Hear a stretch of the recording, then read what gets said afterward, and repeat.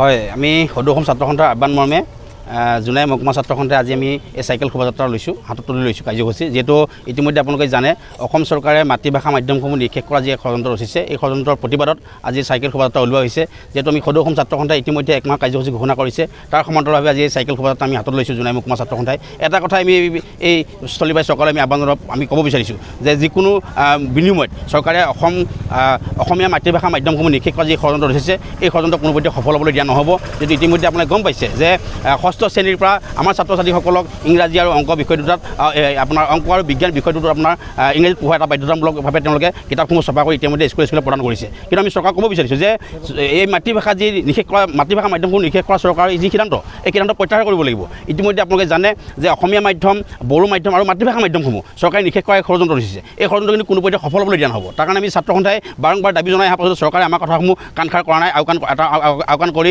তেওঁলোকে এই স্থিতিত অটল আছে। আমি পুনৰবাৰ চৰকাৰক আজি সকীয়াই দিছোঁ, অতি শীঘ্ৰে চৰকাৰে মাতৃভাষা মাধ্যমসমূহ নিষেধ কৰা যি হঠকাৰী সিদ্ধান্ত, এই সিদ্ধান্ত বাতিল হ'ব লাগিব। যেতিয়ালৈকে বাতিল নহ'ব, ছাত্ৰ সন্থাই গণতান্ত্ৰিকভাৱে আমি আন্দোলনৰ ধাৰা অব্যাহত ৰাখিছোঁ। আমাৰ কিন্তু গণতান্ত্ৰিক আন্দোলনৰ তেওঁলোকে মুখামুখি হ'বলৈ সাজু হৈ থাকিব লাগিব। তাৰ কাৰণে আমি চৰকাৰক এই চাইকেল শোভাযাত্ৰাৰ পৰা পুনৰবাৰ আহ্বান জনাইছোঁ। আমি চৰকাৰক ক'ব বিচাৰিছোঁ যে চৰকাৰে যি অসমীয়া মাধ্যমসমূহ নিষেধ কৰা এই হঠকাৰী সিদ্ধান্ত, এই সিদ্ধান্ত বাতিল হ'ব লাগিব। ইতিমধ্যে আপোনালোকে জানে আমাৰ অসমৰ সন্মানীয় শিক্ষামন্ত্ৰীগৰাকীক সদৌ অসম ছাত্ৰ সন্থাই পুতলা শিক্ষামন্ত্ৰী হিচাপে আখ্যা দিছে। এইগৰাকী শিক্ষামন্ত্ৰীৰ হাতত আমাৰ ছাত্ৰ ছাত্ৰীসকল যে সুৰক্ষিত নহয়, আমাৰ অসমীয়া মাধ্যম যে সুৰক্ষিত নহয়, আমাৰ উঠি অহা নৱপ্ৰজন্মৰ ছাত্ৰ ছাত্ৰীৰ যে তেওঁলোকৰ জীৱন যে সুৰক্ষিত নহয়, ইতিমধ্যে প্ৰমাণ ওলাইছে। বিভিন্ন সময়ত বিভিন্ন ধৰণৰ তেওঁলোকে তৰল মন্তব্য আমি দেখা গৈছে।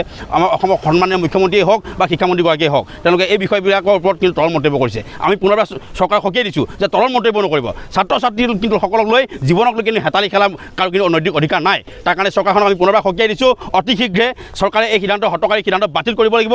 যেতিয়ালৈকে বাতিল নকৰিব, ছাত্ৰ সন্থাৰ কিন্তু গণতান্ত্ৰিক আন্দোলনৰ ধাৰা কিন্তু অব্যাহত থাকিব আৰু ছাত্ৰ সন্থাৰ গণতান্ত্ৰিক আন্দোলনৰ কিন্তু তেওঁলোকে মুখামুখি হ'বলৈ চৰকাৰে সাজু থাকিব লাগিব। তাৰ কাৰণে প্ৰত্যাহ্বান জনাইছোঁ, অতি শীঘ্ৰে চৰকাৰে এই সিদ্ধান্ত বাতিল কৰক, অন্যথা কিন্তু আমি ইয়াতকৈ তীব্ৰ গণতান্ত্ৰিক আন্দোলন ধাৰা আমি অব্যাহত কৰিবলৈ বাধ্য হ'ম।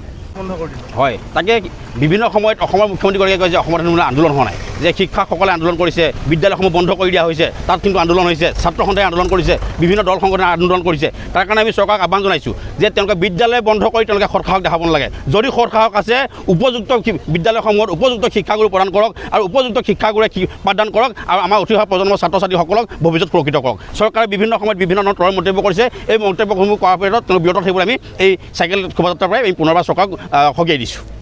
আজি আমি সদৌ অসম ছাত্ৰ সন্থাৰ লগতে জোনাই মহকুমা ছাত্ৰ সন্থাই চাইকেল ৰেলী কাৰ্যসূচী ইয়াত হাতত লোৱা হৈছে।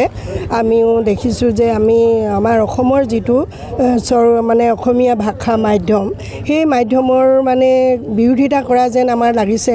গতিকে আমি ইয়াক এমাহজোৰা যি আমাৰ কাৰ্যসূচী সদৌ অসম ছাত্ৰ সন্থাই কৰিছে, সেই কাৰ্যসূচী মতে আমাৰ চৰকাৰৰ যিটো হঠকাৰী সিদ্ধান্ত, সেই সিদ্ধান্ত আমি বিৰোধিতা কৰাৰ এটা মানে এইটো কাৰ্যসূচী হৈছে।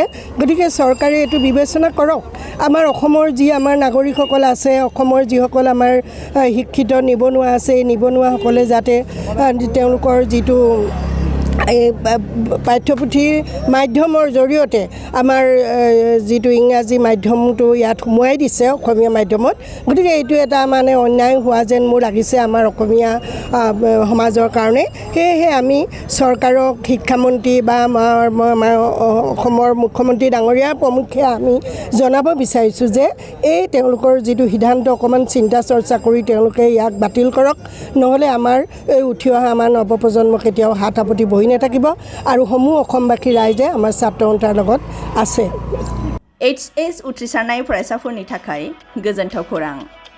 BA सेथि सेमिस्टारनि थाखाय बेसेन नाङाजासे मुं थिसननाया गबिन्द बसुमतारी कलेज जारागुरियाव सोलिगासिनो।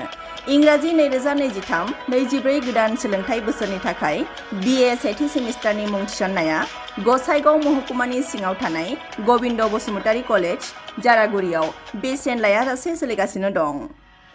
फरायसाफ्रा गोनांथि बायदि आयदायाव मेजर लानानै फरायनो हानायनि राहा दं बे फरायसालिमायाव।